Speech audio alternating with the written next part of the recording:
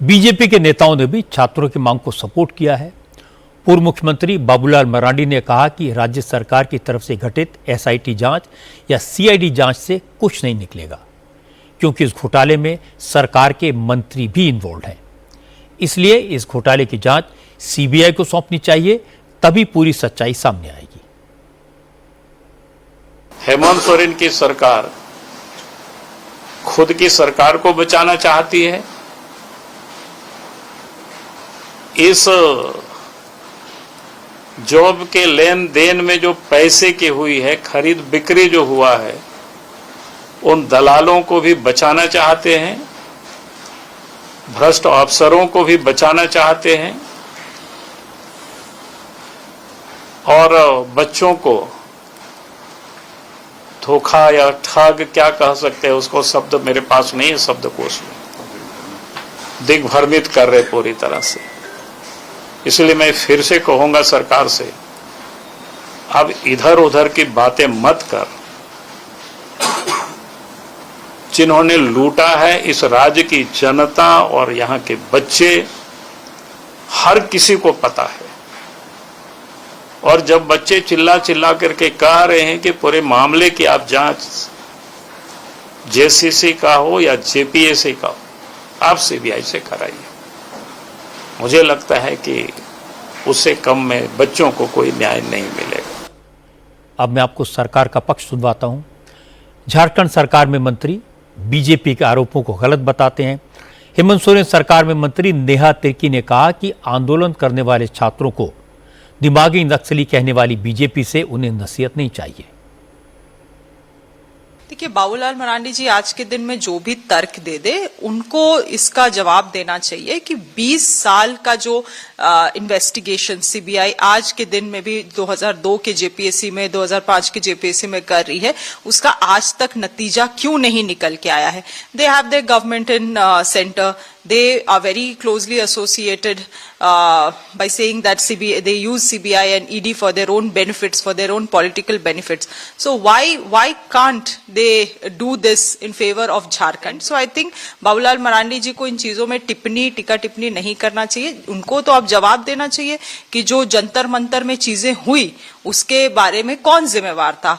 आज भी तो जनता जानना चाहती है कि पैलेट गन किसके कहने से चले, जो लाठियां में कील लगा के लोगों छात्रों को पीटी गई वो किसके कहने पे हुई, वहां पे जो बच्चों को भद्दी भद्दी बातें कही गई वो किसके कहने पे की गई।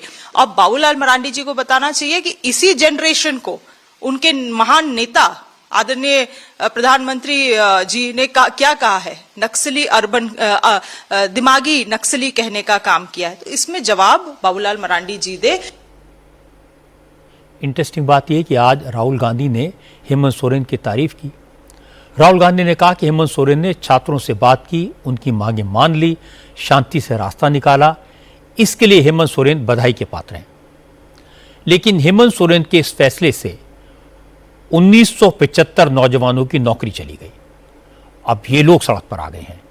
जिन उम्मीदवारों ने सीजीएल एग्जाम को पास करके नौकरी हासिल की थी, कोर्ट के आदेश पर जिन लोगों को नौकरी मिली थी, जो लोग 1 साल से दफ्तर जाकर काम कर रहे थे, सरकारी खजाने से सैलरी ले रहे हैं, वो एक झटके में सड़क पर आ गए, बेरोजगार हो गए। झारखंड सरकार के फैसले के बाद बेरोजगार हुए नौजवान कल रात जयपाल मुंडा स्टेडियम पहुंच गए। इसके बाद आज सुबह उसी प्रोजेक्ट भवन के सामने इकट्ठा हुए जहां कल तक इन लोगों का ऑफिस था। रांची में आज सुबह से ही भारी बारिश हो रही थी। बारिश में भीगते हुए लोगों ने सरकार के खिलाफ विरोध प्रदर्शन किया। नौजवानों का कहना है कि हाईकोर्ट में केस जीतने के बाद बड़ी मुश्किल से उन्हें नौकरी मिली थी। इसी साल जनवरी में कंडीशनल ज्वाइनिंग दी गई थी। अपॉइंटमेंट लेटर के पीछे लिखा है कि सरकार भर्ती प्रक्रिया की जांच जारी रखेगी। अगर जांच में किसी के खिलाफ गड़बड़ी का कोई सबूत मिलता है तो उसकी नौकरी चली जाएगी। विरोध प्रदर्शन करे नौजवानों ने कहा कि अभी तक किसी के खिलाफ कोई सबूत नहीं मिला है। फिर सरकार ने पूरी परीक्षा रद्द करने का एक तरफा फैसला क्यों किया? जिन लोगों ने ईमानदारी से मेहनत करके परीक्षा पास की, उनकी नौकरी क्यों छीन ली गई? मेरा कमेंट है उस ऑर्डर कॉपी पे जो हमें नियुक्ति मिली थी माननीय हाईकोर्ट के डबल बेंच के फैसले के बाद, और उसके बाद जो है सुप्रीम कोर्ट का ठप्पा था उस पर। और उस जजमेंट जो 41 पेज का है ना, आप जब साफ पढ़ेंगे ना, उसमें क्लियरली ये लिखा हुआ है कि अगर जो, क्योंकि कंडीशनल ज्वाइनिंग थी, उसमें नीचे एक चीज़ लिखा हुआ था हमारे नियुक्ति पत्र में कि जो भी दोषी पाए जाएंगे उनके खिलाफ कार्रवाई होगी। तो मैं सरकार से ऐलान करना चाहता हूँ साहब, माननीय सीएम सर से, कि अगर प्रिंस राजपूत दोषी है तो आप उसको प्रोजेक्ट भवन के सामने फांसी पे लटका दीजिए। लेकिन ये कैसा न्याय है बताइए ना।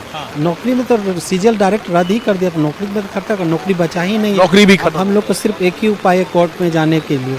अब कोर्ट में ही से जाके जो भी उपाय है, हम लोग तो मेरिटोरियस स्टूडेंट हैं, हम लोग मेरिट के बेसिस से आए थे। आपको जो जांच करना था जांच के किए करते, जो दोषी पाया जाता उनको हटाते। आप तो एक तरफा न्याय नहीं न कर सकते हैं कि जन आंदोलन लेके तो पूरी प्रक्रिया को आप रद्द कर दीजिएगा। हम लोग 1 साल कोर्ट से लड़े, उसके बाद जाके ज्वाइनिंग हुआ। सरकार ने हमें डायरेक्ट नियुक्ति नहीं दी है। 1 साल मामला कोर्ट में चला लगभग, उसके बाद जो कोर्ट का डिसीजन आया हाई कोर्ट का, उसके आधार पर सरकार ने हमको कंडीशनल ज्वाइनिंग की थी।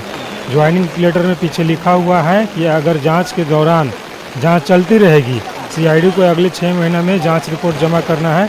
अगर जांच के दौरान कुछ ऐसे अभ्यर्थी पाए जाते हैं जो गलत तरीके से आए हैं, उनको बाहर कर दिया जाएगा।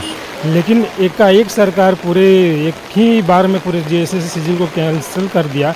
ये कहाँ तक न्याय संगत है? हम लोग वही लड़के हैं जो कल तक इस हेडक्वार्टर में बैठ के काम किया करते थे, सरकार के रिप्रेजेंटेटिव के तौर पे, उनके कर्मचारी के तौर पे। लेकिन आज एक झटके में सभी अधिकारी को यहाँ बाहर रोड पे कर दिया गया। मैं अभी लेबर इन्फोर्समेंट ऑफिसर था खूंटी ज़िले में। नौकरी अभी की भी गई और हमने तो पूर्व की पिछली भी नौकरी छोड़ के आई है, वो नौकरी भी हमारे हाथ से चली गई है, उसको भी हमने रिजाइन दे करके आया हुआ है। असम में कल रात जैसी ये खबर आई कि झारखंड सरकार जीएसएससी सीजीएल एग्जाम रद्द करने जा रही है, तो रात में ही बड़ी संख्या में नौजवान जयपाल मुंडा स्टेडियम पहुंच गए। जिन नौजवानों की नौकरी गई, उन्होंने स्टेडियम में धरने पर बैठे आंदोलन करने वाले छात्रों को अपनी मुश्किल समझाई। कुछ नौजवान तो कैमरे के सामने अपनी बात कहते कहते रो पड़े। इन लोगों ने कहा वो हर तरह की जांच के लिए तैयार हैं, लेकिन इतने सालों की मेहनत से मिली नौकरी को एक झटके में छीनना जुल्म है। हम लोग हर तरह के जांच के लिए रेडी हैं। आप जांच कीजिए, जो गलती आता है उसको कीजिए, लेकिन कुछ लोगों के लिए, हम लोग के लिए ज्यादा न्याय मत कीजिए सर। हम लोग के लिए ज्यादा न्याय मत कीजिए। तो पोस्ट पर हम जांच कराने के लिए तैयार है, जो बोलिएगा साहब लेके आए हैं, पूरा डॉक्यूमेंट लेके आए हैं, लेकिन मत कीजिए। आप सरकार, आप हम लोग को नियुक्ति दिए थे, आप ही का मत कीजिए। सीबीआई जांच कीजिए, जहाँ से जो जांच करना है वो जांच कीजिए, लेकिन हम लोग के साथ अन्याय मत कीजिए सर, हम लोग मर जाएंगे। सरकार के फैसले के बाद मैं रोड में आ गया हूँ। फिर यहाँ सोचिए, मैं अपनी माँ और पापा से कहना चाहूँगा कि कृपया माँ और पापा आप लोग धैर्य रखें, हम फिर से जीतेंगे। सरकार से भी हम अपील करेंगे, कृपया अपने ये कठोर जो निर्णय लिए हैं उसको वापस ले। हमारा इस सरकार के निर्णय से माननीय न्यायालय का जो आदेश था उसकी अवहेलना की गई है।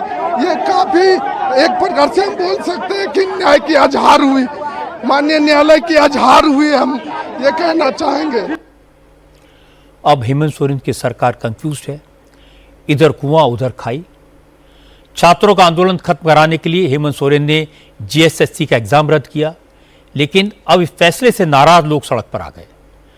झारखंड के उच्च शिक्षा मंत्री सुखदेव कुमार ने कहा कि जिन लोगों को कोर्ट के आदेश पर नौकरी मिली थी, अब उन्हें फिर से अदालत का दरवाजा खटखटाना चाहिए। कोर्ट जो फैसला करेगा उसे सरकार मानेगी। हमारी सहानुभूति उनसे है, उनकी हताशा के प्रति हमारी संवेदनाएं हैं, लेकिन सवाल यह है कि ऑनरेबल सुप्रीम कोर्ट का एक दिशा निर्देश था कि यदि